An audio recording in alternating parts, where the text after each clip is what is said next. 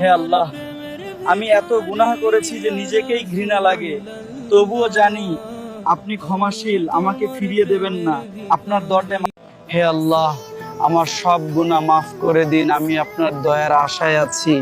ভাঙা হৃদয়ে শুধু একটাই আরজি, আপনি ছাড়া আমার আর কেউ নেই, আমাকে ক্ষমা করে দিন। তো মক্কার সামনে দাঁড়িয়ে ভেঙে পড়েছি। হে আল্লাহ, আমি খুবই গুনাহগার, তবুও তুমি আমার রব, আমাকে একবার মাফ করে দাও। তোমাকে ছাড়া আমার আর কেউ নেই, তুমিই আমার শেষ আশ্রয়। নাও। হে আল্লাহ, আমি অনেক গুনাহ করেছি, তুমি ছাড়া আমার আর কেউ নেই। চোখের পানি ঝরছে, হৃদয় ভেঙে যাচ্ছে, তোমার রহমত ছাড়া আমি কিছুই না।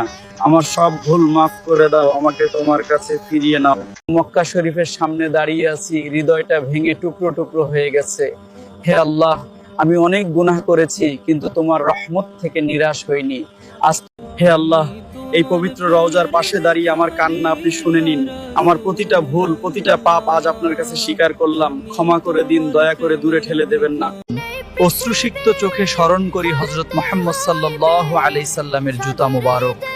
যে জুতায় হেঁটেছেন তিনি, সেই পথেই ছড়িয়ে আছে হৃদয়ের গভীর ভালোবাসায় স্মরণ করি মুহাম্মদের জুতা মুবারক। এটা শুধু একজোড়া জুতা নয়, বরং তার পবিত্র জীবন যাপনের নিদর্শন। যা মসজিদে নববীর সামনে দাঁড়িয়ে আমি ভেঙে পড়েছি। আমার গুনাহগুলো আমাকে আর বাঁচতে দিচ্ছে না। আমি জানি আমি অনেক ভুল করেছি, আপনার হুকুম অমান্য করেছি, তবুও আপনি তো রহমান, আপনি তো রহিম। কাবার সামনে দাঁড়িয়ে বুকটা ভেঙে যাচ্ছে, চোখের পানি থামাতে পারছি না।